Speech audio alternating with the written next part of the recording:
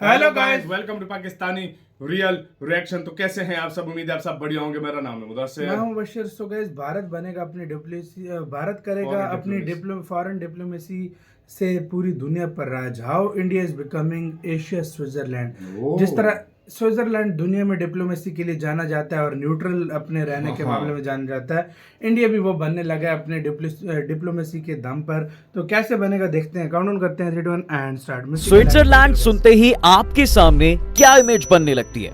वहीं सुंदर पहाड़, ब्यूटीफुल सीनरी, बर्फ से ढकी हुई वादियां और एक शांत सा एनवायरनमेंट। लेकिन एक ऐसा भी टाइम था जब स्विट्जरलैंड एक स्ट्रेटेजिक एरिया हुआ करता था, जो दोनों वर्ल्ड वॉर का बैटल ग्राउंड था। लेकिन इसके बाद भी स्विट्जरलैंड ने ना तो किसी की साइड ली और ना तो वॉर में कोई भी दिलचस्पी दिखाई। और वर्ल्ड वॉर तो छोड़ो, ये देश पिछले 500 सालों से आज तक किसी भी वॉर में इन्वॉल्व नहीं हुआ है। स्विट्जरलैंड इस वक्त दुनिया की बेस्ट कंट्रीज में से एक मानी जाती है, क्योंकि स्विट्जरलैंड सच में हर कैटेगरी में बेस्ट है। लेकिन ये सब पॉसिबल हो पाया उसके 2 पॉइंट स्ट्रैटेजी से, जो कि है न्यूट्रलिटी और मीडिएशन। और यही स्ट्रैटेजी पिछले कुछ सालों से हमारा देश भारत भी यूज कर रहा है। लेकिन क्या है ये 2 पॉइंट स्ट्रैटेजी? क्यों भारत को एशिया का स्विट्जरलैंड कहा जा रहा है और इससे भारत को क्या फायदा होगा? चलिए जानते हैं आज के इस वीडियो में। देखिए, भारत भी अब धीरे धीरे एशिया का स्विट्जरलैंड बनते जा रहा है, और ऐसा इसलिए क्योंकि वो एक बहुत ही यूनिक जियोपॉलिटिकल रीजन में है।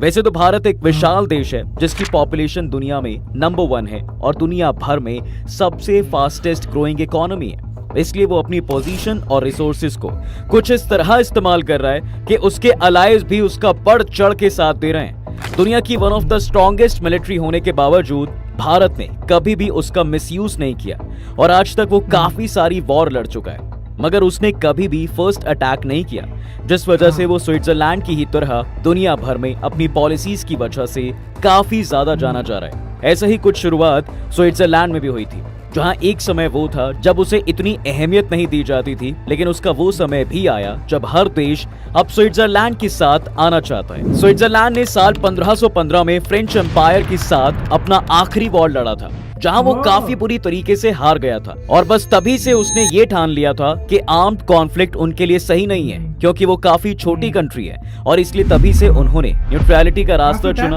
और ये तय किया कि आगे से किसी भी वॉर में वो एक्टिवली इन्वॉल्व नहीं होंगे। मगर फिर साल 1798 में फ्रेंच एम्परर नेपोलियन बोनापार्टे ने स्विट्जरलैंड को इन्वेड कर लिया और उसे अपनी एक टेरिटरी बना दिया, जिससे स्विट्जरलैंड के इरादों पर पानी सा फिर गया। लेकिन बैटल ऑफ वाटरलू में कुछ यूरोपियन पावर्स, यूके और नीदरलैंड्स ने मिलकर नेपोलियन को हरा दिया और स्विट्जरलैंड को आजाद कर दिया। और इस हार को ऑफिशियलाइज करने के लिए उन्होंने वेना में एक डिक्लेरेशन साइन किया और स्विट्जरलैंड को एक न्यूट्रल स्टेट का दर्जा दे दिया। उनके इस डिसीजन लेने के पीछे आइडिया साहब ये था कि उस वक्त के 2 major European powers, French power और ऑस्ट्रिया एम्पायर के बीचों बीच कोई बफर जोन रहे, जिससे कि पूरे रीजन में स्टेबिलिटी हमेशा मेंटेन हो। और स्विट्जरलैंड के जियोग्राफिकल लोकेशन की वजह से ये परफेक्ट स्पॉट था। और बस यहीं से स्विट्जरलैंड ऑफिशियली दुनिया के सामने एक न्यूट्रल स्टेट बनकर सामने आता है। और स्विट्जरलैंड ने अपने इस न्यू स्टेटस का काफी ज्यादा फायदा भी उठाया और उसने अपनी अलायंसेस फॉर्म करने की यहां से शुरुआत की। इसलिए पिछले कुछ सालों में स्विट्जरलैंड अकेले 20 कंट्रीज के बीच टोटल 13 नेगोशिएशंस करवा चुका है। और ये भी पूरे ग्लोब की कंट्रीज को मिलाकर, ऐसा नहीं कि सिर्फ यूरोप में उसने अपना परचम फैलाया हो। अगर हम सिर्फ यूरोप में ही देखें तो 1985 में कोल्ड वॉर के दौरान आर्क राइवल्स यूएस और यूएसएसआर के लीडर्स की मीटिंग करवाई गई स्विट्जरलैंड के जिनेवा में। और इसी तरह तुर्की और आर्मेनिया को देखें तो उसमें 100 सालों से चले आ रहे कॉन्फ्लिक्ट्स और राइवलरी को ईज करने के लिए एक मीडिएटर का रोल प्ले करके 2009 में ज्यूरिक प्रोटोकॉल साइन करवाया, जिससे उनके बीच के non existing diplomatic ties establish हुए। और कुछ इस तरह ही स्विट्जरलैंड ने एशियन कॉन्टिनेंट में भी मीडिएशन का ही रोल प्ले करके साल 1954 में जिनेवा कॉन्फ्रेंस में ग्लोबल सुपर पावर्स के बीच एक मीटिंग ऑर्गेनाइज की, जहां पर वियतनाम के यूनिफिकेशन के नेगोशिएशन हुए। भारत ने साल 1947 में अपनी आजादी पाई थी और तब से लेकर आज तक इसमें कोई दोहराई नहीं है कि भारत अपने नेबरिंग कंट्रीज से किसी न किसी स्ट्रगल में परेशान रहता ही है। कभी चाइना का कोई लफड़ा हो जाता है तो कभी पाकिस्तान से कोई दिक्कत आ जाती है, और अभी लेटेस्ट बांग्लादेश में शेख हसीना के रेजिम के खत्म होने से वहां अब भारत को एज अ एनिमी देखा जा रहा है। लेकिन इसके बावजूद ये दुनिया बहुत बड़ी है साहब, और हम सभी को पता है कि 2-3 डिकेड्स पहले भारत को कैसे देखा जाता था। हम तब भी ग्लोबल पॉपुलेशन के एक बहुत बड़े हिस्से को होल्ड करते थे, मगर फिर भी हमें एज अ कंट्री वो रिस्पेक्ट और इम्पोर्टेंस नहीं दी जाती थी जिसे हम डिजर्व करते थे। मगर आज ये सब बदल चुका है, और बीते कुछ सालों में बहुत ही तेजी से भारत ने ग्लोबल लेवल में कई सारे बदलाव देखे हैं। हमारे डिप्लोमेट्स और हमारे खुद के कुछ मिनिस्टर्स ने दुनिया के अलग अलग देशों में जाकर भारत को रीब्रांड करने की ओर कदम बढ़ाए हैं, इन्वेस्टर्स को अट्रैक्ट करने की कोशिश की है, और हमारे देश की छोटी छोटी अचीवमेंट्स जो शायद दूसरे किसी रेजिम में इग्नोर हो जाती थी, उन्हें हाईलाइट करवाना शुरू किया, ताकि पूरा ग्लोब इस चीज को नोटिस कर सके कि 1.4 बिलियन लोगों वाले इस देश में भी कितना कुछ डेवलपमेंट हो रहा है। स्विट्जरलैंड की 2 फैक्टर पॉलिसी की ही तरह भारत ने भी वैसे ही कुछ ग्लोबल प्लेटफॉर्म पर निभाया है। अगर हम डिप्लोमेसी की बात करें तो भारत ने दुनिया के कई मेजर देशों के साथ अपने संबंधों को बेहतर बनाने की तरफ कई कदम उठाए हैं, ताकि न सिर्फ वहां से इन्वेस्टमेंट आ सके, बल्कि एक बिलेटरल रिलेशन से बहुत सी अपॉर्चुनिटीज दोनों देशों के नागरिकों के लिए खुल सके। इसके इकोनॉमी के अलावा बहुत से और भी फायदे हुए। फॉर एग्जाम्पल, कुछ साल पहले जब रशिया यूक्रेन के बीच वॉर शुरू हुआ, तब जहां किसी भी बड़े से बड़े कॉज के लिए दोनों सीज फायर करने को तैयार ही नहीं थे, वहीं भारत के दोनों देशों से कांटेक्ट करने के बाद दोनों ही कंट्रीज इंडियन स्टूडेंट्स के लिए सीज फायर करने को तैयार हो गई थी। ये इतनी बड़ी बात इसलिए भी बनी क्योंकि इंडिया के अलावा पाकिस्तान और टर्की तक के स्टूडेंट्स भी इंडियन फ्लैग वाली बस में इवैक्यूएट होके आ रहे थे। The Indian national tricolor came to the rescue of not only the stranded Indians but also those hailing from Pakistan and Turkey. क्योंकि जिंदा बचने का उनके पास इंडिया ही सहारा था। और केवल यही नहीं, इन्हीं रिलेशंस की वजह से साहब इंडिया की पासपोर्ट रैंकिंग भी हर साल एक अच्छा खासा जंप दिखा रही है, जिसका मतलब है कि इंडियंस को अब पहले के मुकाबले हर साल और ज्यादा देशों में इजी एक्सेस मिलता जा रहा है। ऐसे ही और भी बहुत से फैक्टर्स हैं जहां पे इस तरह के बेहतर रिलेशंस आपको एडवांटेज देते हैं, और लॉन्ग टर्म में इनका जितना फायदा है उसका कोई अंदाजा भी नहीं लगा सकता। इसके अलावा भारत अपने ट्रेड बैलेंस माइंडसेट और अपने न्यू इनिशिएटिव के लिए भी ग्लोबली जाना जा रहा है। इसमें शामिल है मेक इन इंडिया, आत्मनिर्भर भारत, लोकल टू ग्लोबल और ऐसी बहुत सी स्कीम्स जिसके जरिए इंडिया अपने बिजनेस इकोसिस्टम को बूस्ट करना चाह रही है। और इस वजह से आज की डेट में किसी भी तरह का नॉर्मल बिजनेस ओपन करना उतना हेक्टिक नहीं रहा जितना पहले हुआ करता था। भारत में टेक्नोलॉजी को इंटीग्रेट किया गया ताकि ज्यादा से ज्यादा लोग इजी एक्सेस की वजह से स्टार्टअप्स ओपन करने के लिए मोटिवेट हो सके, और इसका रिजल्ट कहीं ना कहीं हमें स्टैट्स में दिखता भी है। अकेले साल 2022 में ही भारत के अंदर 44,000 से ज्यादा स्टार्टअप्स रजिस्टर हुए, और ये खाली मेजर सिटीज से ही नहीं बल्कि भारत के अलग अलग कोनों से ओपन हो रहे थे। ये सभी स्टार्टअप्स भले ही बहुत थोड़ा सा अमाउंट ही क्यों ना कंट्रीब्यूट करे हो, मगर धीरे धीरे जब ये ग्रो करते हैं तो इनके लॉन्ग टर्म रिटर्न्स कब बिलियंस में पहुंच जाते हैं इसकी भनक तक नहीं लगती। वैसे पिछले कुछ डिकेड से इंडिया ने अपने काफी सारे स्ट्रॉन्ग अलाइज बनाए हैं, लेकिन इसके साथ ही सबसे पहले उनके साथ साथ अपने नेशनल इंटरेस्ट को सबसे आगे रखा है। नॉर्थ अमेरिकन कॉन्टिनेंट को देखें तो यूएसए और कनाडा, इन दोनों देशों के साथ इंडिया के काफी फ्रेंडली रिलेशंस हैं।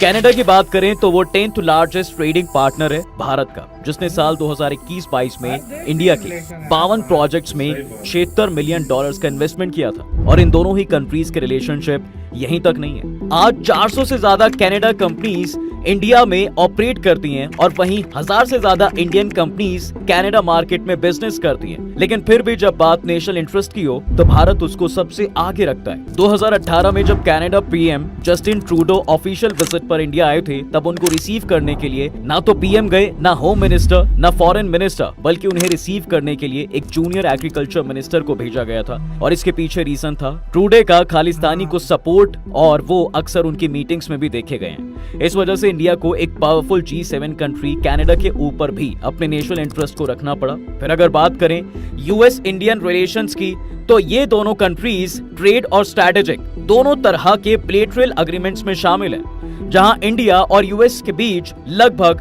$157 बिलियन का ट्रेड होता है, वहीं स्ट्रेटेजिक लेवल पर इंडिया और यूएस क्वाड के मेंबर्स हैं, और साथ ही मिलिट्री और लॉजिस्टिकल सपोर्ट के लिए BECA और LEMOA जैसे एग्रीमेंट्स भी साइन किए हुए हैं। लेकिन जब बात नेशनल इंटरेस्ट की आई है, तब इंडिया ने अपने कंसर्न्स को पहले ही रखा है। 2010 में यूएस और इंडिया के बीच एक न्यूक्लियर डील हुई थी जिसने न्यूक्लियर डैमेज नाम के एक्ट को इंट्रोड्यूस किया था।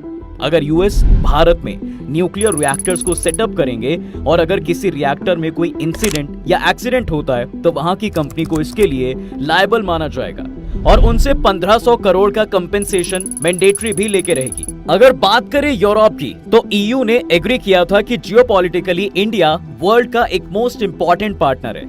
ईयू भारत का एक अच्छा ट्रेडिंग पार्टनर भी है और थर्ड लार्जेस्ट ट्रेडिंग पार्टनर भी बना हुआ है। वहीं यूरोप के एक मेजर देश इटली की अगर बात करें तो इसके साथ इंडिया के रिलेशंस सेंचुरी से ही बहुत अच्छे रहे। आज इटली इंडिया का ईयू में 5th लार्जेस्ट ट्रेडिंग पार्टनर है। मगर नेशनल इंटरेस्ट की बात आने पर इंडिया ने अपने one of the oldest friend को भी अपोज किया है। बात है 2012 की, जब अगुस्टा वेस्टलैंड नाम की एक इटालियन कंपनी इंडिया को वीवीआईपी हेलीकॉप्टर बेच रही थी, लेकिन इन्वेस्टिगेशन में पता चला कि उन्होंने 3546 करोड़ की ये डील सक्सेसफुल करने के लिए इंडियन ब्यूरोक्रेट्स और पॉलिटिशियंस को 360 करोड़ रुपए का ब्राइब दिया था। और इसकी खबर लगते ही मिनिस्ट्री ऑफ डिफेंस ने 2013 में इस कंपनी के सारे एसेट्स फ्रीज करवा दिए, कंपनी को ब्लैकलिस्ट करा दिया गया और ये हेलीकॉप्टर डील भी कैंसिल कर दी। अगर हम ऑस्ट्रेलिया की बात करें तो उनके साथ भी इंडिया के काफी स्ट्रॉन्ग ट्रेडिंग टाइज हैं। 2022 में दोनों कंट्रीज के ट्रेड वैल्यू $50 बिलियन को क्रॉस कर चुकी थी। इंडिया अपने 34% कॉल ऑस्ट्रेलिया से इंपोर्ट करता है, जो ऑस्ट्रेलिया देश को हमारा one of the largest exporter बनाता है। ऑस्ट्रेलिया और इंडिया के बीच ट्रेड और ज्यादा फ्लोरिश हो, इसके लिए उन्होंने कॉम्प्रिहेंसिव इकोनॉमिक कोऑपरेशन नाम की एक एग्रीमेंट बनाई, जिसके थ्रू दोनों कंट्रीज को एक दूसरे के प्रोडक्ट्स का ड्यूटी फ्री एक्सेस मिल रहा था। लेकिन नेशनल इंटरेस्ट की बात आने पर इंडिया ने इस डील को भी सही नहीं समझा। ये डील भले ही 2022 में साइन की हुई हो, लेकिन इसके डिस्कशन 2011 से ही चल रहे थे और 2015 तक चलने के बाद इंडिया ने खुद इस एग्रीमेंट से बैकआउट कर लिया, क्योंकि ये डील इंडिया के कुछ प्रॉफिटेबल कमोडिटीज के लिए ड्यूटी फ्री नहीं थी और हमारे लिए उतना फायदेमंद नहीं हुआ। अब हम खुद के कॉन्टिनेंट एशिया की बात करें तो आप सभी को पता होगा कि इंडिया की फॉरेन पॉलिसी ने हमेशा ही अपने नेबरहुड पर ज्यादा ध्यान दिया है और 2014 के बाद से इंडिया ने एशियन कंट्रीज को लेकर और भी प्रोएक्टिव रोल प्ले करना शुरू कर दिया है और बचे हुए वेस्ट एशिया में भी इंडिया कंट्रीज के साथ काफी अच्छे रिलेशंस मेंटेन कर रहा है, जैसे कि सऊदी अरेबिया और इजराइल। लेकिन यहाँ भी इंडिया को बहुत सोच समझ के स्टेप्स लेने पड़ते हैं, जैसे कि इजराइल के केस में ले लो। हर कोई जानता है कि इजराइल इंडिया का बेस्ट फ्रेंड कहलाता है और दोनों ही देश नेचुरल अलाइज हैं। लेकिन 2017 में जब जेरूसलेम को इजरायली कैपिटल बनाने का प्रपोज रखा गया, तब इंडिया ने इसके अगेंस्ट वोट किया। जेरूसलेम पर इजराइल और फिलिस्तीन दोनों ही क्लेम करते हैं और उस समय एक्सपर्ट्स का ऐसा मानना था कि इंडिया इस मैटर पर जरूर इजराइल को सपोर्ट करेगा, क्योंकि दोनों एक दूसरे के अच्छे दोस्त हैं। और तब के यूएस प्रेसिडेंट डोनाल्ड ट्रंप ने कंट्रीज को धमकी तक दे दी थी कि अगर किसी देश ने इस प्रपोज का विरोध किया तो उनका एड यूएस रोक देगा। इसके बावजूद इंडिया ने इजराइल के अगेंस्ट वोट किया, क्योंकि OIC, जो कि दुनिया भर के इस्लामिक कंट्रीज का एक ग्रुप है जिन्होंने यूएस के इस मूव को अपोज किया था, और इस OIC के 57 कंट्रीज के साथ इंडिया के काफी अच्छे ट्रेड रिलेशंस भी हैं। और अगर इंडिया यूएस और इजराइल के फेवर में वोट करता तो जाहिर सी बात है साहब कि इन 57 कंट्रीज से इंडिया की ट्रेड रिलेशंस खराब हो जाते, जो कि इंडिया के इंटरेस्ट के बिल्कुल अगेंस्ट था। और इसलिए सिचुएशन में इंडिया ने अपने नेशनल इंटरेस्ट को आगे रखा। इसके अलावा लैटिन अमेरिका और अफ्रीकन कॉन्टिनेंट की तो पहले से ही इंडिया के इन नेशंस के साथ ऑलरेडी काफी अच्छे रिलेशंस हैं और इसको एक्सीलरेट करने के लिए इंडिया दो बड़े बड़े प्लेटफॉर्म्स G20 और G7 में लगातार ग्लोबल साउथ के इश्यूज की बात कर रहा है। इनफैक्ट इंडिया ने तो एक India Pacific island cooperation forum launch किया है, जो कि dedicated towards extending cooperation of oceanic countries है। और इन सब को देख के आप समझ गए होंगे कि कैसे इंडिया हर कॉन्टिनेंट, आइलैंड्स और पूरे वर्ल्ड में अपने आप को स्थापित कर रहा है। इसी वजह से भारत को एशिया का स्विट्जरलैंड नाम दिया गया है। तो यार वीडियो खत्म। तो ये था यार सारा सीन। आप देखो भारत किस लेवल पे भाई पॉलिसी कर रहा है यार, किस लेवल यार पॉलिसी के हिसाब से देख लो। इंटरेस्ट जहाँ पे भारत का होता है वहाँ पे भारत किसी भी हद तक जा सकता है। अपने देश के इंटरेस्ट के लिए कभी भी समझौता नहीं किया। और जिस तरह एक टाइम पे स्विट्जरलैंड बांध रहा था, वैसा अब भारत बांध रहा है। यहाँ तक कि रूस और यूक्रेन दोनों ने बोला हमारी कोई दोस्ती करा सकता है, हमारी पीस करा सकता है, तो भारत है, उसके अलावा कोई भी नहीं है। सबसे बड़ी अफगानिस्तान की मदद कर रहा है, अफगानिस्तान की मदद कर रहा है, अरब कंट्री के साथ ताल्लुकात देख लो, यूरोप के साथ ताल्लुकात देख लो, अमेरिका के साथ देख लो, ऑस्ट्रेलिया के साथ ताल्लुकात देख लो, इटली के साथ अफ्रीका देख लो, ब्रिक्स समिट देख लो, सारा कुछ देख लो। हर लिहाज से जो है ना अगर देखा जाए इंडिया इस टाइम आगे जा रहा है। और आने वाले टाइम में देखो अभी कुछ मुश्किलात हैं, इसमें कोई शक नहीं है। देखो चाइना के साथ प्रॉब्लम चल रहा है, पाकिस्तान के साथ है, आने वाले टाइम में ये सॉल्व करके इंडिया एक सुपर पावर की तरह ऊपर आएगा, ये मेरी बात नोट कर ले। आपका कैसे इसके ऊपर क्या कहना है, अपने कमेंट सेक्शन में बहुत ज्यादा ख्याल रखना चाहिए।